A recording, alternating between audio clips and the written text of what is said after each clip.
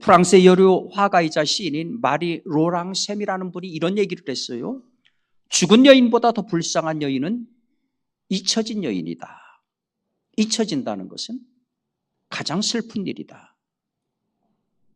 어떻게 여인뿐이겠습니까? 인간에게는 망각이라고 하는 정신적인 현상이 있습니다. 이 망각이 뭡니까? 경험했던 사건이나 물건을 기억 저편으로 밀어넣어 버리는 겁니다. 기억이 사라져 버리는 겁니다. 정신과 의사 선생님들은 간혹 그런 얘기를 합니다. 인간에게 망각이 없으면은 모든 사람이 정신병자가 될 것이다. 그분들의 말이 일리가 있습니다. 빨리 잊혀져야 될 것은 잊혀져야 되고 잊어버려야 될 것은 잊어버려야 됩니다. 망각의 순기능이 분명히 있습니다. 그러나 잊혀지지 않을 것들이 잊혀지고 잊어버리면 안 될 것들이 잊어버리는 일은 대단히 슬픈 일입니다. 내 인생의 소중한 조각들이 내 의식 속에서 지우개로 지우듯이 사라져버리는 것, 얼마나 무섭고 두려운 일입니까? 요즘 우리 대한민국의 커다란 고민 가운데 하나가 나이 드신 어르신들의 치매 증상입니다.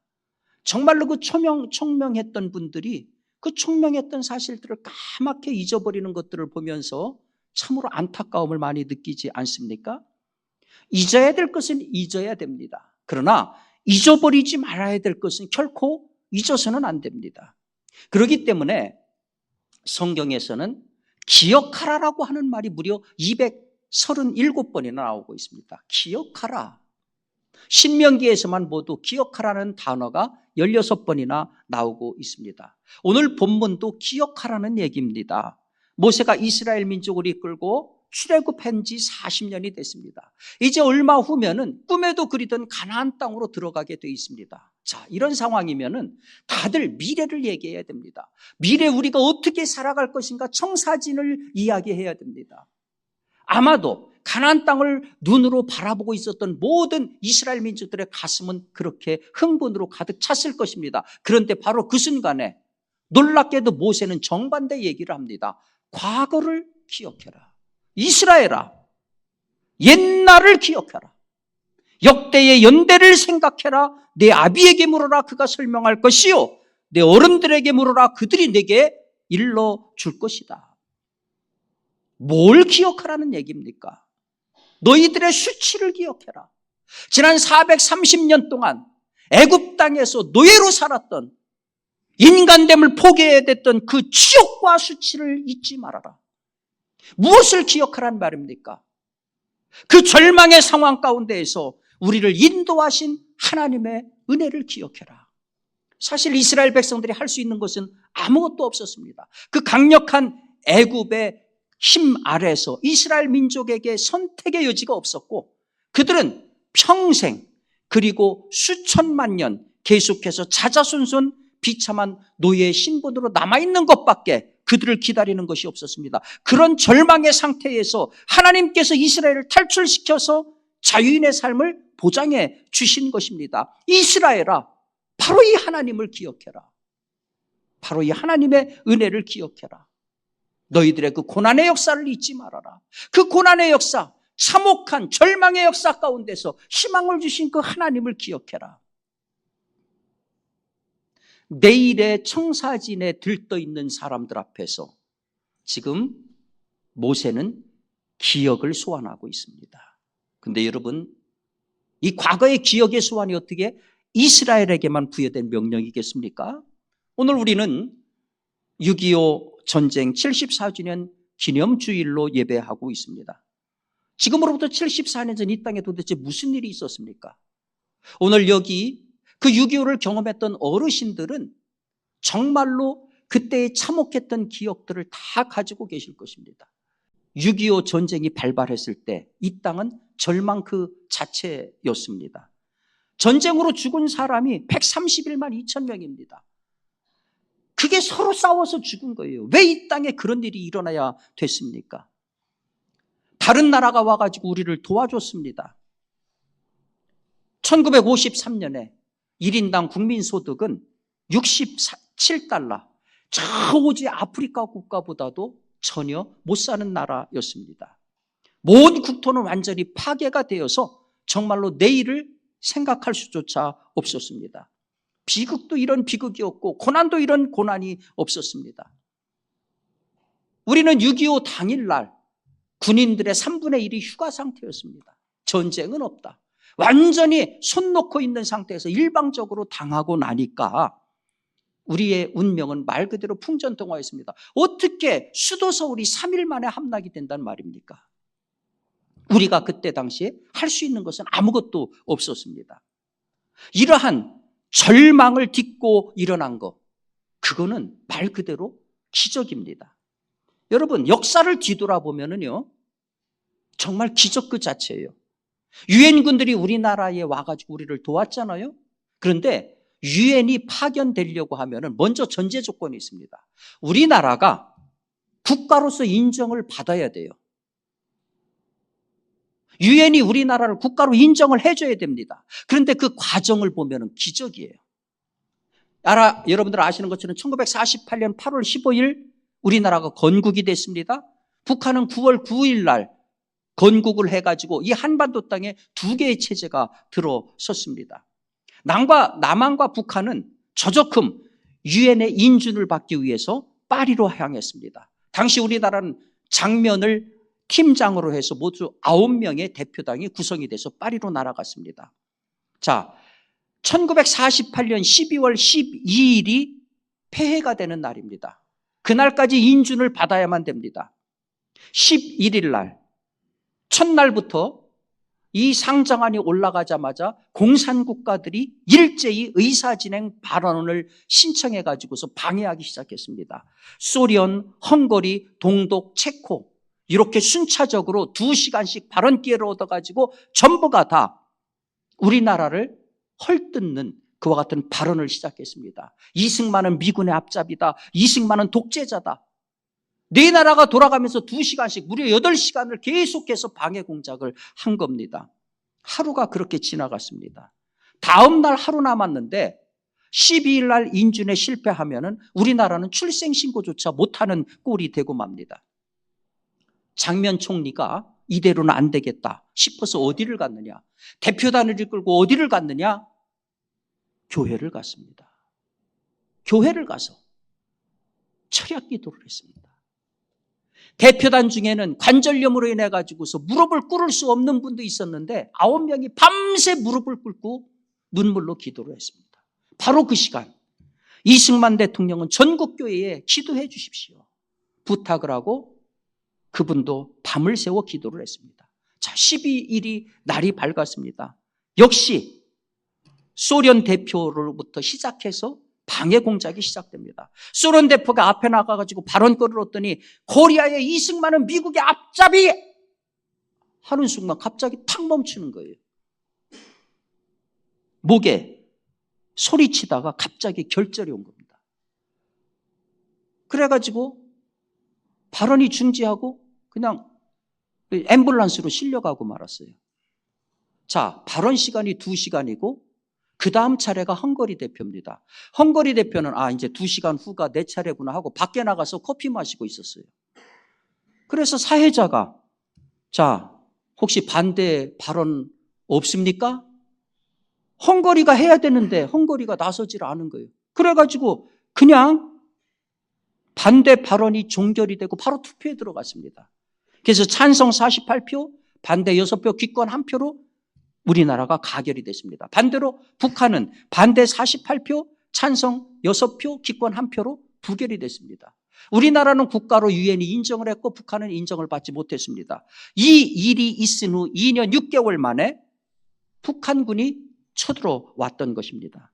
자, 대한민국은 유엔이 인정한 나라이기 때문에 유엔이 참전할 수 있는 근거가 생겼던 겁니다. 여러분, 이 과정만 보더라도 이게 정말로 기적 같은 일 아닙니까? 유엔군의 파병 역시도 결정적으로 기적이라고 할 수밖에 없어요. 여러분 아시는 것처럼 소련은 유엔 상임 이사국입니다. 그래서 상임 이사국 가운데 한 나라라도 거부권을 행사하면은 전부 다 거부가 되잖아요. 항상 자유진영에서 무슨 의견을 냈다 하면은 소련은 항상 거부권을 행사해서 비토를 하고 방해를 했습니다. 자, 대한민국에 유엔군을 파병하는 중요한 의제가 상정이 됐는데 놀랍게도 소련은 표결에 불참을 했습니다. 불참하면은 기권 처리가 되는 거예요. 그래가지고 파병이 결정이 된 거예요. 여러분 놀라운 일 아닙니까? 사사건건 방해하던 소련이 방해를 하지 않고 기권함으로써 오히려 찬성한 꼴이 된 겁니다. 그 이유가 뭡니까? 그 해답이 밝혀졌습니다. 1950년 8월 27일 스탈린이 체코슬로바키아 클레멘트 고트발트 대통령에게 보낸 비밀 전문에 그 이유가 밝혀졌어요. 거기 보면은 이런 문장이 있어요. 우리는 4가지 이유로 안보리에 불참했다. 미국 정부가 안보리 다수결을 이용 프리핸드를 갖고 어리석은 짓을 마음대로 저지르도록 함으로써 저기 지금 저 문장 안에 무슨 내용이 있느냐 하면은 스탈린의 계획이 뭐였느냐 하면은 미국이 참전하도록 허용하는 거예요. 방치하는 거예요. 그렇게 되면 미국이 극동에 묶일 것이다. 그 사이 유럽에 신경을 쓰지 못할 것이다. 그러면 유럽을 이 러시아가 먹어가겠다. 그런 생각을 가지고 일부러 표결에 불참했던 겁니다. 스탈린의 생각은 스탈린의 생각이고 그 결과로 봤을 적에는 그들이 표결에 불참함으로써 유엔군 파병이 가능했던 거죠. 이거 역시도 기적 아니겠습니까? 미국은 가장 많은 병사들을 우리에 보낸 나라입니다. 근데 미국이 참전하는 것도 여의치 않았습니다. 그거 역시도 살펴보면 기적이에요. 트루만 대통령이 1950년 6월 25일 아침에 무초 주한 미국 대사와 애치슨 국무장관으로부터 한국에 전쟁이 났다는 소식을 들었습니다. 그러자 그 다음 날인 26일 내 전 미국 국민들에게 대통령 성명서를 발표하고 27일 날 바로 일본에 있는 극동군 사령관 메가더에게 한국을 도우라고 명령을 내립니다. 전문가들은 만약에 이때 이렇게 초기에 참전을 결정한 트루만의 영단이 없었다고 하면은 한국은 1개월도 못 돼서 완전히 공산화됐을 것이다. 이렇게 이야기를 합니다. 그런데 이 트루만 대통령의 결정이 참 훌륭한 것이 뭐냐면 그때 당시 군부가 강력하게 반대를 했어요. 한국은 지킬 수도 없고 지킬 필요도 없는 나라라고 판단해서 주한미군을 1년 전에 철수시켰는데 이런 미지의 땅에 무엇 때문에 미군을 다시 파병하는 겁니까? 미국의 군부가 강력하게 반대했습니다. 거기다가 당시 영국의 수상이 애틀리였는데 애틀리 수상하고 같이 이 미영 정상회담을 하는데 애틀리 수상이 한국 그거 도와주지 말라 그렇게 건의를 했어요. 그때에 트루먼 대통령이 이렇게 얘기를 합니다. 미국은 친구가 어려울 때 버리는 나라가 아닙니다. 한국을 포기하면 우리를 믿고 싸웠던 이들은 죽게 될 것입니다. 미국이 우리에게 파송한 군인들의 전체 숫자가 6.25 때 178만 명입니다. 그중에서 3만 3천 명이 죽었고 비전투 희생자가 3,275명, 도합해서 3만 6천 명이 6.25 때 이 땅에 와서 죽었습니다. 우리나라에 참전한 모든 국가에 우리가 빚을 지고 있지만 미국에게 가장 큰 빚을 진 것이 사실입니다. 그래서 역사의 이면들을 다 들춰보면 우리나라가 국가로서 유엔에서 승인을 받게 된 과정이나 유엔군이 파병하게 된 과정이나 미군이 파병하게 된 과정 하나하나를 지켜보면 전부 기적입니다. 예사로운 일들이 아니었어요.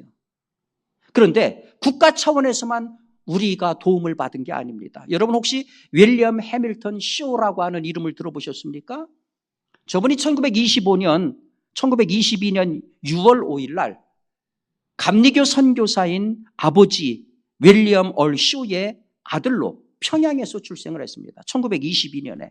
그리고 고등학교까지를 평양에서 다녔습니다. 그래서 한국말을 한국 사람처럼 그렇게 유창하게 합니다.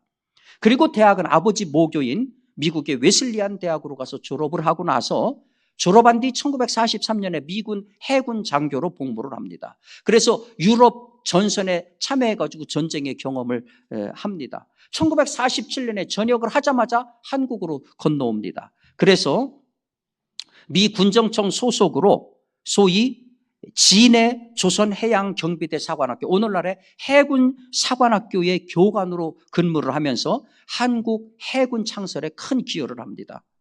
그리고 다시 미국으로 가가지고 하버드 대학교에서 철학박사 학위 과정을 밟고 있는 중에 1950년에 우리나라에 전쟁이 났다는 소식을 듣자마자 다시 자원 입대를 합니다. 군대를 갔다 왔기 때문에 군대 갈 이유가 없는데도 자원 입대를 합니다. 그리고 다시 우리나라의 정보장교로 와서 메가더가 인천 상륙작전을 할 적에 정보장교로서 큰 역할을 합니다. 그런데 안타깝게도 1950년 9월 22일 서울 녹번동 전투에서 사망을 하게 됩니다. 그분의 나이가 28살 때입니다. 이 쇼대위가 한국전에 참전하면서 가족들에게 편지를 남겼는데 거기 이런 내용이 있습니다. 나는 한국에서 태어났으며 한국인은 내 형제들입니다. 내 조국에서 전쟁이 났는데 어떻게 계속 공부만 하고 있을 수 있겠습니까? 나는 한국에서 평화와 자유가 확보되도록 돕기 전에는 공부를 하거나 진정한 기독교인 생활을 할 수 없습니다. 참으로 우리의 가슴을 뭉클하게 하는 그와 같은 내용 아닙니까? 그런데 기억하고 감사해야 될 사람이 쇼데이뿐이 아닙니다. 참전 미군 중에 조지 드레이크라고 하는 사람이 있었습니다. 이분이 21살의 나이로 우리나라 전쟁에 참여를 했는데 어느 날 부대 주변에서 웬 여자아이가 남자 동생을 업고서 있는 모습을 봤어요. 봤더니 세수도 못해서 얼굴은 그냥 꾀지지하고 옷도 남루하고 아무것도 못 먹어가지고서 힘이 전혀 없어 보였습니다. 그래서 너 어디 갈 데 있니? 갈 데 없어요. 잠자리 있니? 없어요. 먹을 거 있니? 없어요. 그래서 이 어린 두 남매를 데려다가 씻기고 먹이고 재워줬어요. 일주일 동안 그렇게 하니까 아이들이 건강이 회복이 됐어요. 그런 일을 보면서 드레이크가 아하, 내가 할 일이 따로 있구나. 그래가지고서 통신서기로 자원을 하게 됩니다. 그러니까 고아들을 돕는 그 일로 자원을 한 거예요. 그러면서 미국 각지에다가 고아들을 도와달라고 편지를 냈습니다. 6개월 동안 무려 1000통의 편지를 썼어요. 그리고 자기하고 뜻을 같이 하는 병사들하고 고아원을 만들었습니다. 그리고 전국을 돌면서 고아들을 전부 그 고아원으로 데리고 왔습니다. 이렇게 해서 그 고아원을 거쳐나간 고아들이 무려 54,000명에 이를 정도였습니다. 그리고 다시 미국에 가서는 자기 고향인 베링햄시에다가 한국 어린이 기념공원을 세우고 한국정 박물관을 설립하고 자기가 거기 소장으로 근무하면서 한국 전쟁이 어떤 전쟁이었는가 미국인들에게 자비를 들여가면서 그렇게 홍보하는 헌신의 삶을 살았습니다. 여러분 과거를 보면은요, 국가는 국가대로, 개인은 개인대로 우리한테 이렇게 고마운 일들을 했어요. 그들이 있었기 때문에 사실 오늘의 우리가 있는 겁니다. 근데 여러분, 이 기막힌 역사가 잊혀지고 있어요. 우리 아이들은 8.15가 언제인지 6.25가 언제인지 잘 기억 못합니다. 언제 발발했는지 연도 알지 못하고 어떤 정치인들 가운데는 아예 이거를 잊혀진 전쟁으로 그렇게 매도를 하고 있어요. The forgotten war, 잊혀진 전쟁이 되고 있어요. 반면에 미국에서는 이 전쟁을 잊을 수 없는 전쟁으로 여전히 여기고 있습니다. 6.25 당시 미군 실종자가 7,000명입니다. 지금도 계속해가지고서 그 생사불명된 걸 찾는 작업들을 하고 있지 않습니까? 미국의 참전용사협회에서는 추모 행사를 매년마다 하는데 빈자리를 반드시 남겨놓는다고 그래요. 우리가 잊지 않고 있습니다. 우리가 당신들을 기다리고 있습니다. 그 상징의 표시로 말이지요. 우리한테서는 잊혀진 전쟁이 되고 미국에서는 잊으면 안 되는 전쟁이 되고 여러분 이것만으로도 우리가 얼마나 부끄러운 겁니까? 얼마나 부끄러운 거예요. 74년이 흐른 동안 우리는 정말로 비약적인 발전을 했습니다. 경제적으로 부유한 나라가 됐습니다. 자유 번영의 국가가 됐습니다. 자랑할 것이 많은 나라가 됐습니다. 그런데 반면에 커다란 등치만큼 커다란 그림자가 생겼어요. 부끄러운 일들이 너무 많이 생겼어요. 도대체 이 땅에 무슨 일이 있었는지, 오늘 우리가 어떻게 해서 이런 자유와 번영을 누리게 됐는지 정말 까맣게 잊어버리고 있어요. 대한민국 대부분이 집단 치매 증상을 앓고 있습니다. 그래서 오늘 말씀은 다름 아니라 우리 민족에게 주시는 말씀이에요. 한국인들이여 옛날을 기억해라. 역대의 연대를 생각해라. 내 아비에게 물어라. 그가 설명할 것이요. 내 어른들에게 물어라. 그들이 내게 일러줄 것이다. 여러분 지금 우리 한반도의 정세는 어느 때보다도 사실 위태롭지 않습니까? 전문가들은 북한이 이미 핵무기 50개 이상을 개발해 놓고 있다고 그래요. 김정은은 지난 1월 달에 남북을 적대적인 두 국가로 규정하고 모든 남북 연계 조건을 분리시키라는 명령을 내렸습니다. 그것 때문인지 얼마 전부터 휴전선 일대에서 지금 이 장벽을, 베를린 장벽 같은 그 장벽을 지금 만들고 있어요. 지금 남하하는 것을 막겠다, 북진하는 것을 막겠다. 그런데 사실은 김정은이가 교시 내린 것을 그대로 실천한다는 거죠. 그런데다가 지난 19일에 김정은하고 푸틴이 회담을 했지 않습니까? 그러면서 포괄적인 전략적 동반자 관계에 관한 조약이라는 것을 맺었어요. 결론이 뭐냐? 한쪽이 무력 침공받으면 지체 없이 군사적 원조를 제공한다. 여러분, 스탈린이 전쟁을 동의해주고 허락하고 도와줘가지고서 시작이 된 거 아닙니까? 과거 역사가 지금 반복이 되고 있어요. 그런데 정신 안 차리면은요, 비극의 역사도 반복이 돼요. 이런 엄중한 시기에 우리 국민들이 가장 먼저 해야 될 것이 뭡니까? 과거를 잊지 않는 거예요. 과거를 기억하는 겁니다. 힘이 없어서 당했던 그 지옥의 역사를 기억하는 거예요. 나아가서 그 시절 우리를 인도하신 하나님의 은혜, 그리고 우리를 도와주었던 그 수많은 사람들의 헌신과 희생을 우리가 기억하고 잊지 말아야 됩니다. 이거 잊어버리면 짐승입니다. 이거 잊어버리면 사람 아니에요.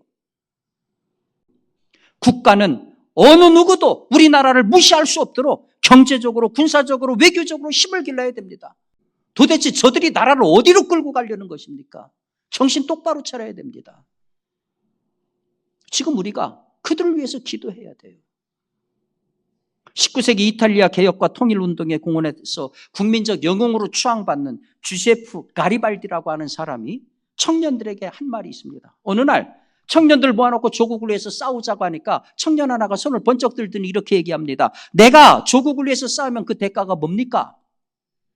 이 말을 듣자마자 가리발디가 단호하게 이렇게 얘기합니다. 칼에 베인 상처, 심한 부상, 끝내 죽음이 대가로 주어질 것입니다. 그러나 잊지 마십시오. 그들의 상처와 죽음으로 이탈리아는 자유로운 나라가 될 것이요, 우리의 후손은 평화롭게 살 것입니다. 여러분, 역사라고 하는 것은 선조들이 어떻게 살았느냐에 따라서 후손들의 운명이 결정이 됩니다. 우리들이 좋은 선조가 되고 우리들이 좋은 모델이 돼야 우리 자녀들이 평안하게 살 수 있습니다. 두 번 다시 이 나라에 6.25와 같은 비극이 발생하지 않도록 성도 여러분, 우리 기도합시다. 과거를 잊지 않는 민족, 하나님의 은혜를 기억하는 민족, 그리고 하나님의 능력을 신뢰하는 민족에게만 아름다운 미래가 있습니다.